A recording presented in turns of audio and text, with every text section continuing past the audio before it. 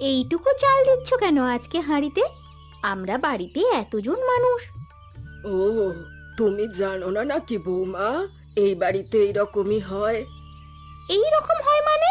এই বাড়িতে কি সবাই আধ পেটা খেয়ে থাকে নাকি? হ্যাঁ, নাকি সবাইয়েরই খিদে কম? কেন, তুমি কি বাপের বাড়ি থেকে শ্বশুর বাড়িতে শুধু খেতে এসেছো নাকি? কাজ করতে হয় বৌমা, কাজ করতে শেখো। কাজ করার জন্যই এসেছি মা, সেই কথা আমাকে বলতে হবে না। কিন্তু আমি বলছি যে একটু বেশি খেলে কি কারোর ক্ষতি হয়ে যাবে? সবাই তো সারাদিন কত খাটাখাটনি করে। খাটাখাটনি করে তো আর ঘরের চাল বেড়ে যাচ্ছে না। সবকিছু অনেক যত্ন করে জমিয়ে রাখতে হয় গো। সে তোমরা বুঝবে না। তোমরা কি ভাবছো আমি জানি না? তবে আমরা মিলেমিশে থাকি, একটু কম রান্না করলে সবাই মিলে একসাথে ভাগ করে খাওয়ার আনন্দ পাওয়া যায়। সেই শিক্ষা কি আর তোমরা পেয়েছো? তোমরা তো এত কিছু জানোই না। এটাকে লোকে কিপটে পোনা বলে মা। এইটুকু খেয়ে কারোর পেট ভরবে না। থাক থাক, তোমার সাথে আমি এই বিষয়ে কথা বলতে চাই না। তোমাদের হাতে সংসার দিলে দেখছি আমার সংসারটা একেবারে মাটি হয়ে যাবে। ভিটে মাটি বিক্রি করতে আর বেশি সময় লাগবে না। যাও যাও, তোমরা এখন এখান থেকে যাও দেখি। আমি তোমাদের কথায় বেশি খরচা করতে পারবো না। আর হ্যাঁ, কান খুলে শুনে রাখো, আজ রাতে সবাই একটা করে রুটি পাবে। এর থেকে তো বেশি খেতে জেলখানাতেও দেয় মা। তাহলে জেলখানাতেই গিয়ে থাকো না, আমার বাড়িতে এসেছো কেন? এই বাড়িতে থাকতে গেলে আমি যতটা যাকে বরাদ্দ করে দেব ততটাই তাকে খেতে হবে। তার থেকে বেশি যাওয়া যাবে না। এখন যাও, বিদেয় হও দেখি চোখের সামনে থেকে।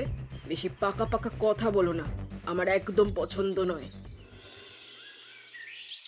এই জীবনে একটু শান্তি নেই, বুঝলি তো। সকালবেলায় ঘুম থেকে উঠে আবার দুপুরবেলা ঘুম পেয়ে যায়, ভালো লাগে না। এই সত্যি। আর তাছাড়া এই গরমে কি মানুষ কোনো কাজ করে? গরমে একদম কাজ করতে ভালো লাগে না। আর তাছাড়া কাজ করে কি হবে ভাই? মা তো আছে, এনে খাওয়াচ্ছে, আমরা খাচ্ছি। কিন্তু যা খেতে দেয় তাতে তো আমার পেট তো কথা শোনে না। তার তো একটা ব্যবস্থা করতেই হবে। কিন্তু ওই যে মহেশকে দেখতে পাচ্ছিস তো, সারাদিন গাধার মতো কাঠ কেটে যাচ্ছে।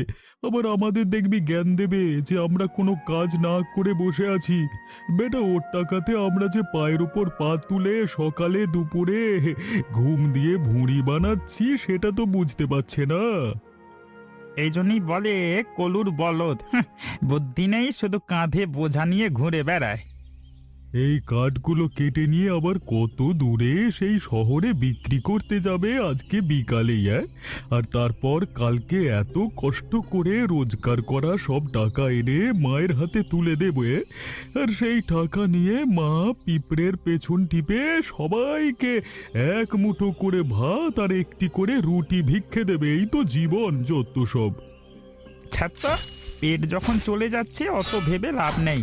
যেদিন একেবারে খেতে পারবো না সেদিন এই সব কথা নিয়ে ভাবতে বসবো। হ্যাঁ,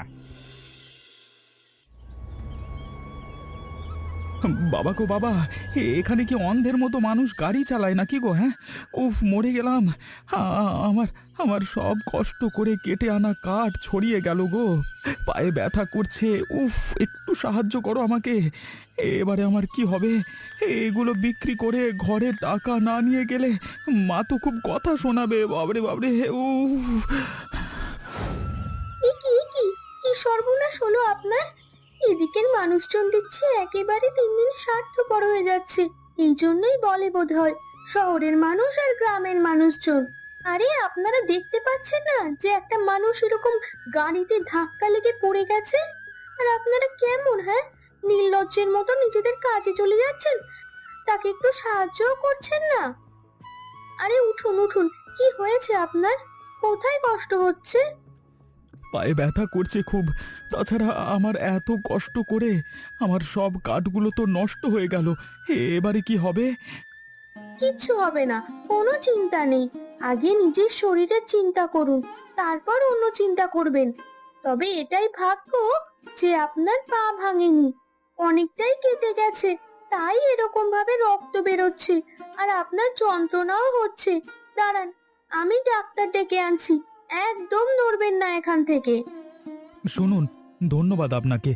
আমি এতদিন সেই কোন বহু দূরের গ্রাম থেকে এখানে আসি, কিন্তু কোনো দিন কেউ আমাকে সাহায্য করে না। আমি এত পরিশ্রম করি বলে আমার বাড়ির ভাইরাও আমাকে একটু সাহায্য করে না, কিন্তু আপনি একজন অচেনা মানুষ হয়ে আমাকে আজকে সাহায্য করলেন এই বিপদের সময়, সেই জন্য আমার খুব ভালো লেগেছে। আপনি না থাকলে যে আমার কি হতো সেটাই বুঝতে পারছি না। ঠিক আছে ঠিক আছে, এখন আর বেশি কথা বলতে হবে না। আমি ডাক্তার নিয়ে আসি, আপনি সুস্থ হন, তারপর না হয় কথা বলবেন। আপনার সাথে যে আবার আমার দেখা হয়ে যাবে আমি কোনোদিন ভাবতে পারিনি। আসলে ক্ষমা করবেন, আমিও একজন শহরের মানুষ, কিন্তু আমি শহরের মানুষ হয়ে সমস্ত শহরবাসীর তরফ থেকে ক্ষমা চেয়ে নিচ্ছি আপনাকে এরকম ভাবে বিড়ম্বনায় ফেলার জন্য। ছি ছি, আপনি কেন ক্ষমা চাইছেন? আপনি ক্ষমা চাইলে আমার খুব কষ্ট হবে। আপনি একেবারে সকলের থেকে আলাদা, এবং আপনার জন্যই আমি বেঁচেছি। ঠিক আছে, থাক, আর আপনি করে কথা বলতে হবে না। তাহলে কি বলবো? তুমি করে বলবে? আচ্ছা বলো তো, তুমি শহরে কেন আসো? আমরা তো গ্রামে থাকি, তাই কাঠ কেটে বিক্রি করতে আসি শহরে, কিন্তু এর মাঝেই আমি শহরে ভালো কোনো কাজ খুঁজি। আর বাড়িতে বলছিলে যে অন্য দাদারা তোমাকে সাহায্য করে না, সেটা কি ব্যাপার? আসলে আমি বাড়ির সব থেকে ছোট, এবং আমার দুটো দাদা আছে।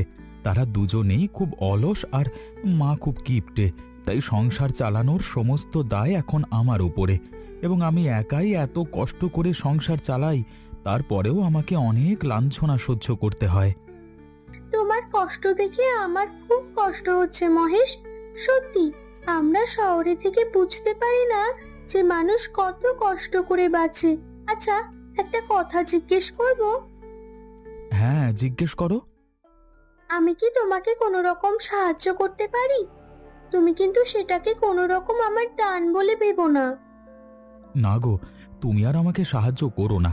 আমি তো এমনিতেই তোমার কাছে অনেক ঋণী হয়ে গেছি, আর সারা জীবন তোমার কাছে ঋণী থাকবো। আমার জীবন আমি এইভাবেই চালিয়ে নিতে পারবো। সত্যিকারের ভালোবাসায় কি এসব দেখা হয়?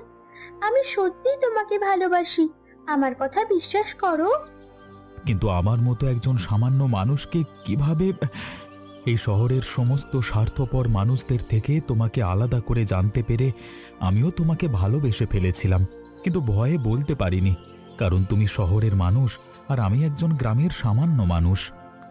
তাহলে আর আমাদের সমস্যা কোথায়? আমরা দুজনেই তো প্রাপ্তবয়স্ক মানুষ। ঠিক আছে, আজকে আমি বাড়ি যাই। আমি মায়ের সাথে কথা বলবো এই বিষয় নিয়ে। চলো, যাওয়ার সময় তোমাকে ছেড়ে দিই বাস স্ট্যান্ড পর্যন্ত। আসলে তোমাকে আমার ছাড়তে ইচ্ছে করে না, কিন্তু কি করব বলো, ছেড়ে তো দিতেই হবে, এখন সাময়িক সময়ের জন্য আর কি। মা, আমি তোমাকে একটা কথা বলতে চাই। দেখো, সংসারে অনেক কাজ পড়ে আছে, আর তুইও কাজে ফাঁকি দিয়ে আমার সাথে কি বকবক করবি শুনি? জানিস তো, কাজে ফাঁকি দিলে টাকা রোজগার কমে যাবে, আর টাকা রোজগার কমে গেলে এই সংসারটা কি তোর মরা বাপ এসে চালাবে? না, মানে বলছিলাম আমি আমি বিয়ে করতে চাই। কি বললি তুই? পাগল টাগল হয়েছিস নাকি? এমনিতেই এরকম ভাবে হাত পা কেটে বসে আছিস, তার উপর আবার বিয়ে করবি? না মানে মা, শহরে আমার এত বড় একটা দুর্ঘটনা ঘটে গেল। একটা মেয়ে আমাকে খুব সাহায্য করেছিল, আমরা পরস্পরকে ভালোবেসে ফেলেছি তারপর থেকে। তুমি অমত করো না, কারণ সেই মেয়ে খুব ভালো, সবাইকে নিয়ে মানিয়ে চলতে পারবে। শহরের অতগুলো স্বার্থপর মানুষের মধ্যে থেকে না হলে সে আমাকে সাহায্য করবার জন্য এগিয়ে আসতো না। ভালো মেয়ে নিয়ে কি আমি ধুয়ে খাবো? এমনিতে সংসার চালাতে গেলে আমার প্রাণ কয়লা হয়ে যাচ্ছে, আবার তার উপরে তুই একটা পেটের দায়িত্ব নিয়ে আসছিস। তুই জানিস বাড়িতে একটা মেয়ে আসলে তাকে খাওয়াতে কত খরচ হয়? আমি কিন্তু রাক্ষসের মতো গেলাতে পারবো না, আগে থেকে বললাম। মা, সে স্বনির্ভর মেয়ে, আর তাছাড়া আমরা দুজনে মিলে কাজ করে সংসার ঠিক চালিয়ে নিতে পারবো। তাহলে তুই আমার কথা শুনবি না? দেখো মা, আমি বড় হয়েছি, আমার সিদ্ধান্ত আমাকে নিতে দাও। ঠিক আছে, তুই যা ইচ্ছে হয় তাই কর, শুধু একটা কথা মনে রাখবি, এই বাড়িতে থেকে দুবেলা শহর থেকে এসেছে বলে গান্ডে পিণ্ডে গেলার কথা যেন না ভাবে। সংসারে এসেছে, মাথা নিচু করে আমরা যেমন খাই তেমন করেই তাকে খেতে হবে। বেশি কথা বললে কিন্তু তোদের দুটো কি ঝাঁটা পেটা করে ঘর থেকে তাড়াবো, কথাটা বলে দিলাম। এই দেখো মা, আমার নতুন বৌমা। এবার থেকে দেখবে সংসারের সব সমস্যা দূর হয়ে যাবে। নতুন বৌমাকে পছন্দ হয়েছে তো? হ্যাঁ মা, আমি এই বাড়ি নিয়ে সব কথা শুনেছি। আমি জানি তোমরা কত কষ্ট করে বেঁচে আছো, কিন্তু আমি এসছি, এবার আমি সবাইকে মানিয়ে নিয়ে চলবো। সংসার থেকে সব দুঃখ দূর হয়ে যাবে, একদম চিন্তা করতে হবে না। তুমি আমাদের সম্বন্ধে কি কথা শুনেছো জানি না, তবে তুমি কতটা করে খাও সেটা আমি দেখতে চাই। তার মানে আমি কিছুই যে বুঝতে পারছি না মা। দেখো, এই বাড়ির নিয়ম হচ্ছে সকালে কিছু খেতে পাবে না, দুপুরে আগে সবাই খেত দুবাটি, আর এখন তুমি এসে যাওয়ার পর থেকে সবাই খাবে এক বাটি করে ভাত, আর রাতে একটা করে রুটি আর চিনি। এই কথাটা মনে রেখেই কিন্তু এখানে চলতে হবে। কোনোদিন যদি শুকনো রুটি পাও, সেদিন আবার নাটক করতে এসো না। কিন্তু মা, এরকম নিয়ম কেন? এখন কি আমি তোমাকে পা ছড়িয়ে গল্প বলতে বসবো যে কেন আমি এই বাড়িতে এমন নিয়ম বানিয়েছি? যে বাড়িতে যে নিয়ম, সেই বাড়িতে গিয়ে সেই নিয়ম মেনেই চলতে হয়, বেশি পাকামো মারতে হয় না। কিন্তু এত অল্প খাবার খেয়ে কি মানুষ বেঁচে থাকতে পারে? দেখেছিস তো মহেশ, আমি জানতাম শহর থেকে আসা মেয়ে আমার কথা শুনবে না। কেন, এই বাড়িতে আর মানুষগুলো কি মরে গেছে নাকি? তোমার মতো তো আরো দুটো মেয়ে মানুষ এই বাড়িতে দুবেলা খেটে খুঁটে খেয়ে পড়ে বেঁচে আছে। বেশি নাক নাড়তে আমার সামনে এসো না, হ্যাঁ? তোমার বিষ ধাত ভেঙে দিতে আমার বেশি সময় লাগবে না। যত সব শহুরে নাটক।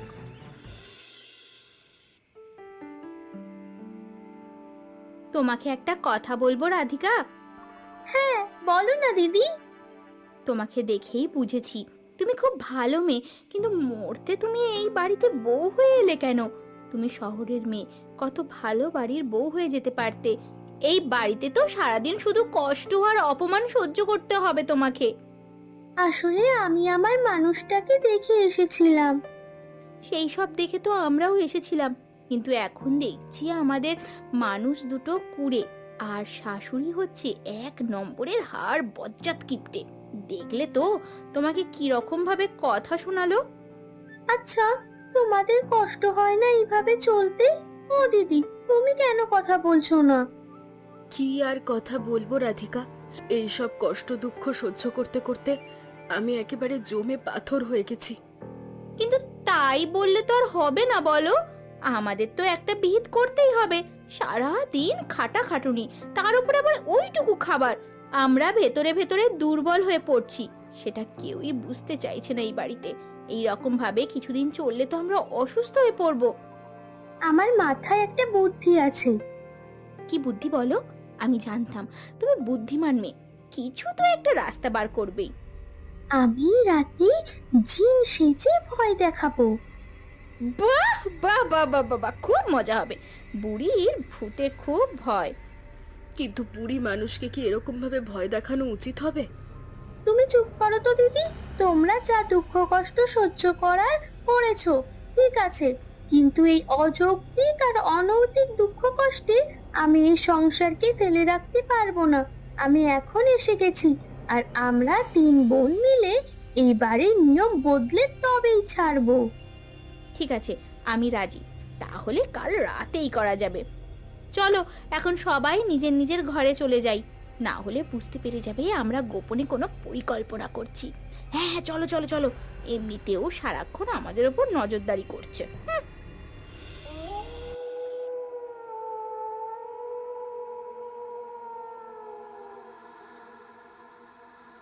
এই বুড়ি, ওঠ ওঠ ওঠ বলছি। আর কত ঘুমাবি তুই? গলা টিপে তার রক্ত খাবো আমি। হুম? কে রে বাপ? কে কে তুই? কেন কেন আমাকে চিনতে পারছিস না? আমি মানুষের পেটের ভিতর থাকি। মানে আমার কাছে কেন এসেছো তুমি? আমি হলাম পেটের ভিতরে জিন। এই বাড়ির লোকজনেরা অর্ধেক খেয়ে থাকে তোর অত্যাচারে। তোর ভয়েতে তারা মুখ খুলে কোনো কথা বলতে পারে না, তাই আমিও পেটের ভিতরে অভুক্ত হয়ে থাকি। আমার রাগ হয়েছে, তাই আমি ঠিক করেছি আমার খিদে মেটাবো তোর রক্ত খেয়ে। আয় বুড়ি, আয়। না মানে বিশ্বাস করো, আমাকে ক্ষমা করো, ক্ষমা করো আমাকে।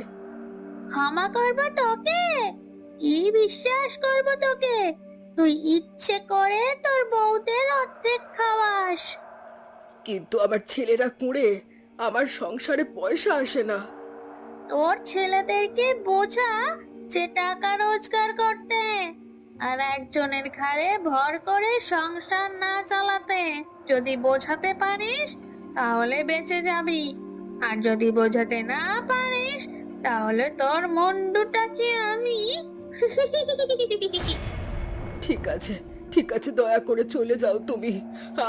আমি এই বুড়ি মানুষ, আমার উপরে অত্যাচার করো না, আমার উপরে অত্যাচার করো না গো।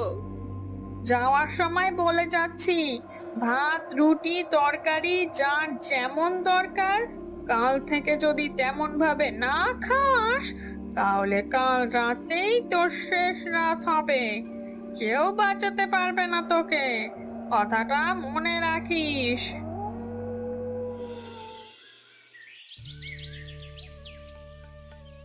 বলছি মা, আজকে কি আকাশে সূর্য ওঠেনি? কেন বৌমা, উঠেছে তো, আমি তো দেখতে পাচ্ছি। কিন্তু আমি তো থালায় অন্যরকম জিনিস দেখতে পাচ্ছি। এত ভালো ভালো খাবার, এত পরিমাণ কোনোদিনও তো দেখিনি এই বাড়িতে মা। তাই নিয়ে কত ঝগড়া ঝামেলা করেছি, তারপরেও তো তুমি কোনো দিনও বদলাওনি। আজ হঠাৎ করে সূর্য কোন দিকে উঠলো মা, তাই তো ভাবছি। আসলে আমি নিজের ভুল বুঝতে পেরেছি। আমার হঠাৎ করে মনে হলো তোমাদেরকে এইভাবে অর্ধেক খেতে দিয়ে আমি খুব ভুল করছি। তাই আমি তোমাদের আজ থেকে এরকমই পেট ভরে রান্না করে খেতে দেব। বাহ, খুব ভালো কথা। তবে ডালটা কেমন যেন একটু পাতলা হয়েছে না? তোমরা হাসছো কেন বৌমা? না না মা, আসলে একটা মানুষ যদি রাতারাতি এরকম বদলে যায় তাহলে তো হাসি পাবেই। ভালো কথা, পাতলা ডালই আমরা বেশি করে ভাতে মাখিয়ে আজ খাবো। যাই হোক, খাবার তো অন্তত পাওয়া গেছে পেট ভরে, কি বলো? এইভাবে প্রতি রাতে ভয় দেখাতে হবে, তাহলে সব কিছু ঠিকঠাক থাকবে। না হলে ওই বুড়ি আবার গন্ডগোল করবে। খাও মাও খাও, কয়েকদিন ধরে দেখছি শুধু আলু ভাতে আর পাতলা জলের মতো ডাল খাওয়াচ্ছিস। তোর সাহস কি করে হয় এরকম খাবার খাওয়ানোর? মাছ মাংস আনতে পারিস না? আমি আজ দেখে ফেলেছি তুই কে। দাঁড়া, তোকে দেখাচ্ছি মজা। আমি ঠিক সন্দেহ করেছিলাম যে তুই ছাড়া এমন কাজ কেউ করতে পারিস না। বল, আমার সাথে কেন এরকম করেছিলিস? 4 দিন ধরে আমাকে ভূতের ভয় দেখিয়ে এই সংসারের অনেক অন্ন তোরা ধ্বংস করেছিস 3 বউ মিলে। আর আমি সহ্য করব না। ডাল খেয়েছিস, তরকারি খেয়েছিস, আবার মাছ খাওয়ার পর এখন মাংস। মা ছেড়ে দিন, ছেড়ে দাও, ছেড়ে দাও। আমার খুব কষ্ট হচ্ছিল। এই বাড়ির প্রত্যেকেই তোমার কাছে খুব কষ্ট পায়। তোর কষ্টের মাথায় ঝাঁটা মারি। এখন থেকে বাড়ির সব কাজ তুই করবি। ঘর ঝাড় দেওয়া থেকে শুরু করে বাসন মাজা, সব পরিষ্কার, সব তোকে করতে হবে। যতদিন না ওই যত খেয়েছিস তার টাকা উসুল হচ্ছে। আমরা ছোট বউয়ের পাশে আছি। আমি নিজে ওকে বুদ্ধি দিয়েছিলাম এই কাজ করতে। ঠিক আছে, যখন তোমার পয়সার পিছনে এতই মায়া, তাহলে আমরা নিজেরা কাজ করে আমাদের নিজেদের সংসার বুঝে নেব। আর তুমি বুড়ি বয়সে তোমার নিজেরটাও দেখে নিও, বুঝলে তো? খুব কষ্ট হচ্ছে, উঠতে পারছি না। আমাকে কেউ একটু সাহায্য করো। কি হয়েছে মা? আমি তো পাশে আছি, চিন্তা করছো কেন? আমার খুব জ্বর, বাকি বৌমারা কোথায়? আমি কিছু বলতে চাই। এখন তো সবাই নিজেদের মতো পয়সা রোজগার করে, আর বউদের দেওয়া দেখা দেখি শিক্ষা হওয়ার পর ছেলেরাও কাজ করতে যায়, আর সেই জন্যই এখন সবাই নিজের মতো নিজেদের পরিমাণ রান্না করে খায়। এটাই তো তুমি চেয়েছিলে মা। বড় ভুল করে ফেলেছি রাধিকা। আসলে আমি কিপটেমো না করে কোনোদিন বোঝার চেষ্টা করিনি যে তোমাদের একটা ভালো লাগা আছে। আমি শুধু আমার স্বার্থপরতা দেখে গেছি, কিন্তু তোমাদের চাহিদাগুলো বোঝার চেষ্টা করিনি। আমি এটা বোঝার চেষ্টা করিনি যে একজন মানুষের বেঁচে থাকার জন্য যতটুকু খাবার দরকার ততটুকুই দেওয়া দরকার। আমাকে ক্ষমা করে দিও রাধিকা। আমি জানতাম তুমি একদিন বুঝতে পারবে, তাই আমি বেশি চিন্তা করিনি। কিন্তু আমি তোমাকে ভুল করে মেরে ফেলেছি। মা তো মেয়ের গায়ে হাত তুলবেই, তাতে রাগ করার কি আছে? আমি আপনার উপর রাগ করিনি, চিন্তা করতে হবে না। আজ দিদিরা আসলে আমি বলে দেব যে তুমি যতদিন না সুস্থ হচ্ছ ততদিন কাজে যেতে হবে না। আমরা তিনজন মিলে তোমাকে সেবা করে সুস্থ করে তুলবো। সত্যি বলছো তুমি? তোমরা আমাকে সেবা করবে? হ্যাঁ, তাছাড়া আর কি করবে? তুমি এসে সত্যি আমাদের সংসারটাকে বদলে দিয়েছো।